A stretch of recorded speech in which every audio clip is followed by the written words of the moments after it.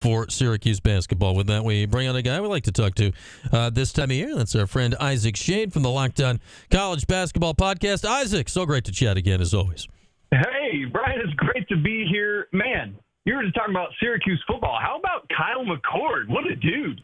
See, this is what I like. We're talking McCord all day, every day these days, Isaac. It's been a lot of fun here the last couple months. Man, I'm so excited. I love watching Syracuse on offense. It's so much fun.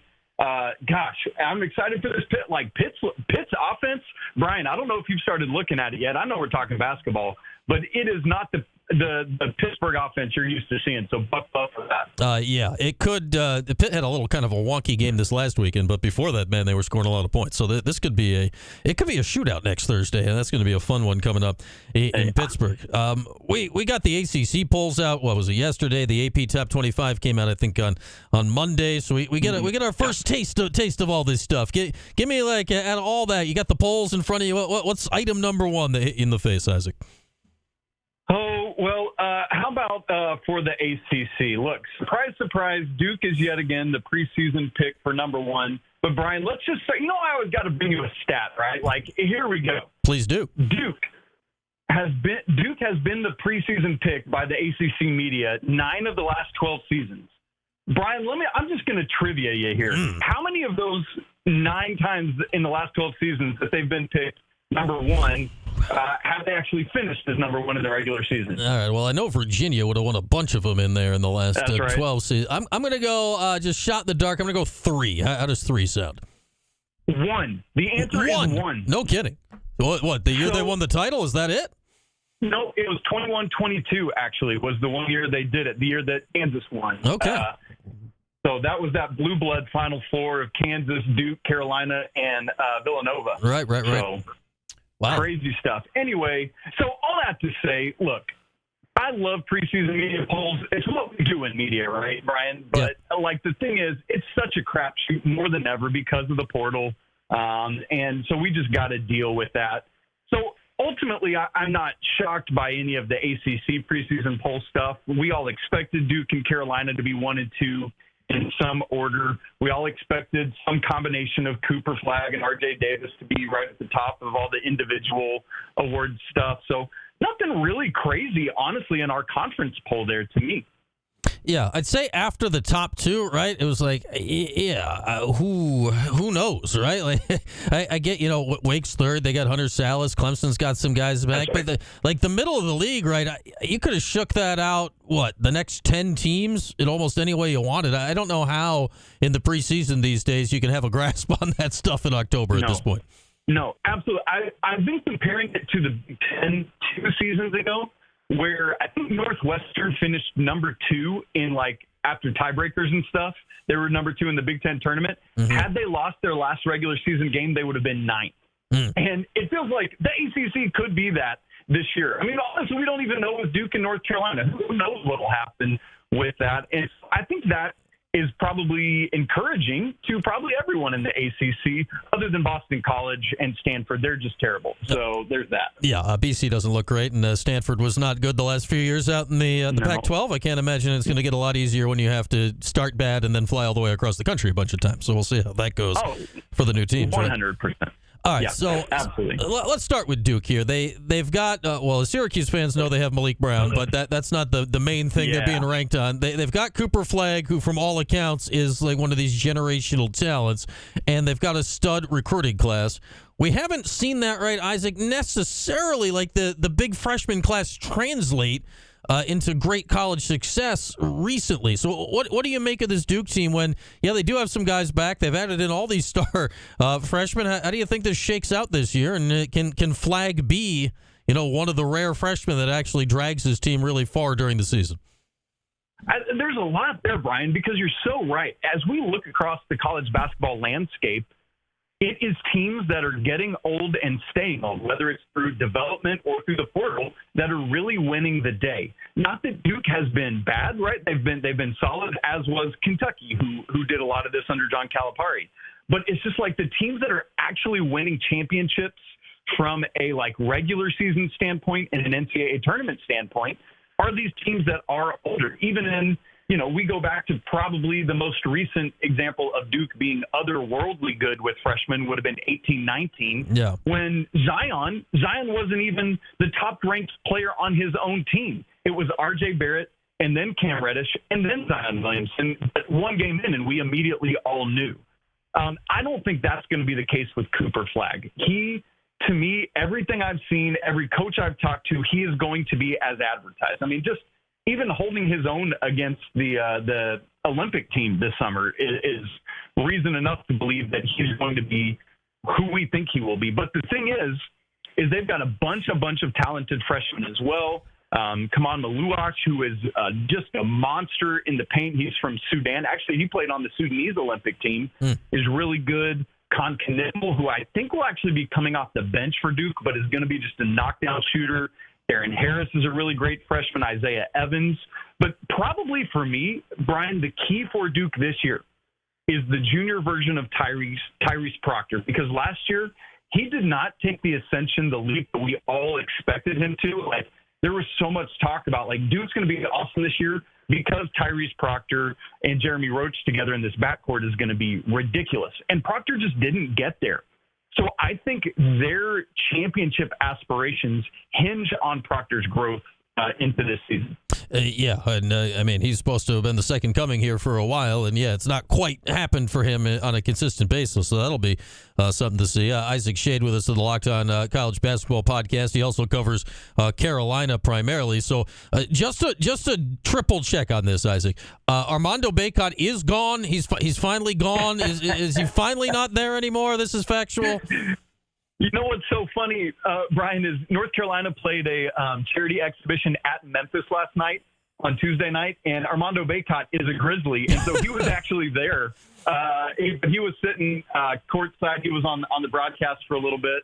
But that was pretty funny. Yes, unequivocally, demonstrably, without a doubt, he is gone from this team. However, for the third straight season in a row, Carolina does have a player exercising that fifth year of COVID eligibility. Leaky Black 2 years ago, Armando Bacot last year, and this year, obviously, returning ACC Player of the Year, R.J. Davis.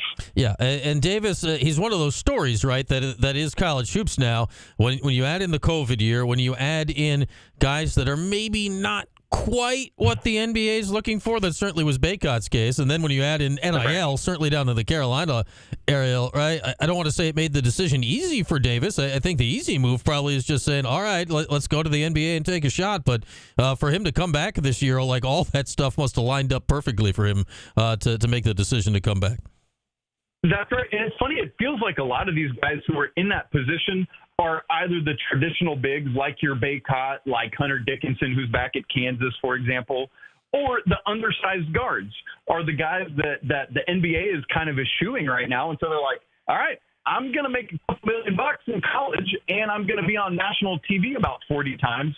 Let's rock with that, because I don't know if I'll ever make this money again, because I'm not necessarily what the NBA is looking for. So, if I can make millions of dollars while I'm still in college to set me up for life, I'm going to take that sure thing. And, oh, by the way, a chance to come back and maybe compete for a championship. I totally get it.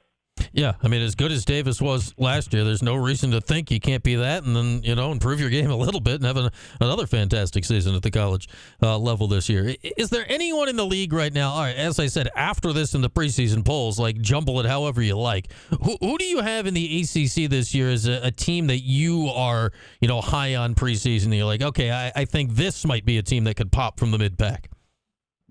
Well, it's going to feel like cheating because they got picked third preseason, but I really like Wake Forest because you mentioned Hunter Salas earlier. Like, if anyone can outdo R.J. Davis and Cooper Flagg for ACC Player of the Year, it's Hunter Salas. This is a dude that, one of the things I'm always watching for with teams who are going to compete well is young men that could have gone in the draft and been, reasonably imagine that they would have been drafted, but decided to come back. And that, to me, is Hunter Salas. Mm-hmm. And, I think about it, I'm sure there's a lot of people listening who are fantasy football players. When I'm trying to, win a fantasy football draft, I just want the best player on the court. I don't necessarily always care if it's, who I'm giving up. I just want the best player. And Steve Forbes has that in Hunter Salas. And so I think he can make a big splash for Wake Forest.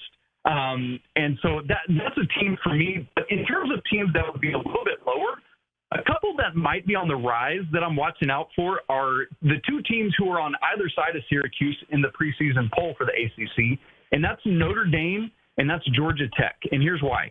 Notre Dame last year came down the stretch. I think they had a stretch of like 6 games in a row they won.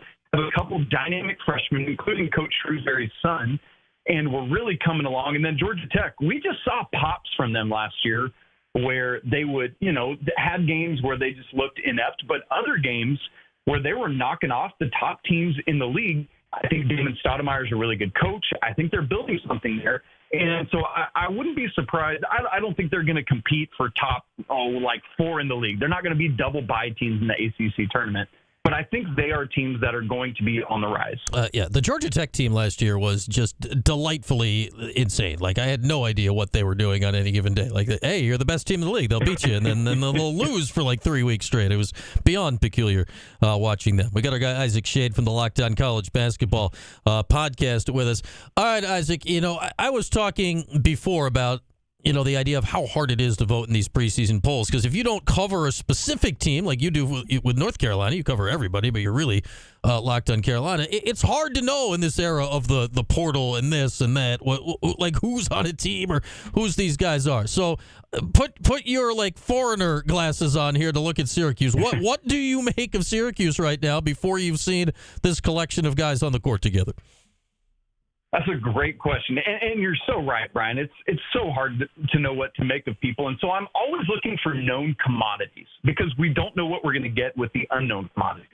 So for me, I look immediately at J.J. Starling and Chris Bell, who are coming back. Anytime you get literally any starters back, it's like a coup in this day and age. And so that to me is massive for Coach Autry in year 2. But also landing Eddie Lampkin. I have been an Eddie Lampkin fan for a long time, since even pre-Colorado when he was wearing some purple. And man, it's just what a big of his size and capability can do for a team.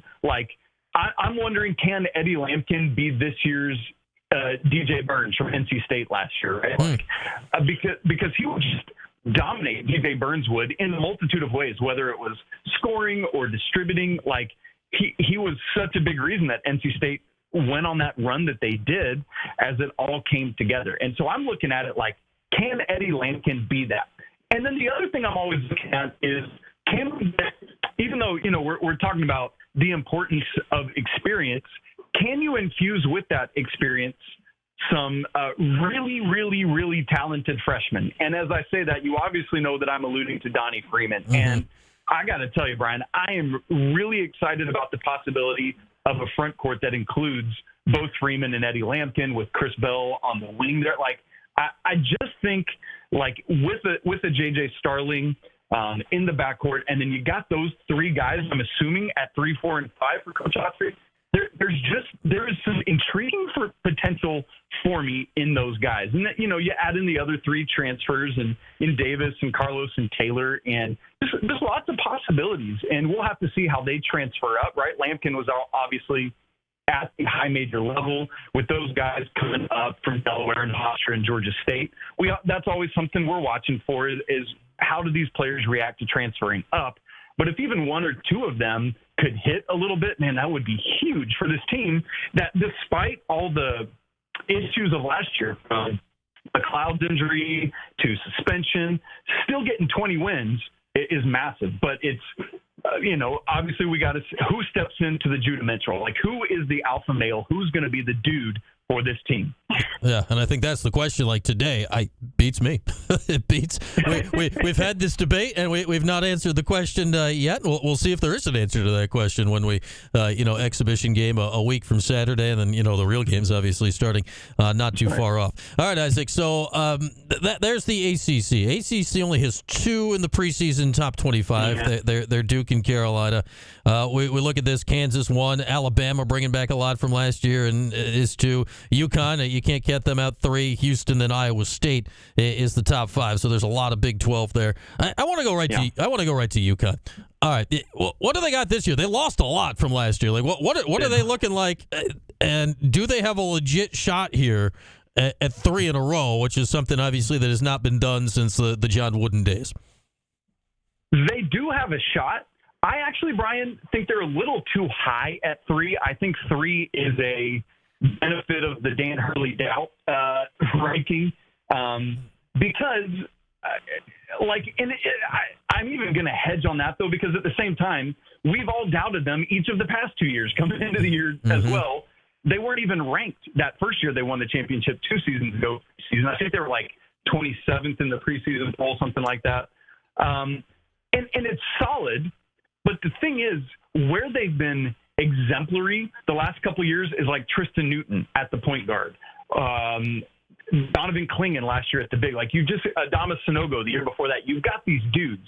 Now, what concerns me a little bit is the fact that your best player is probably your 4, who's a small ball 4, in Alex Caravan.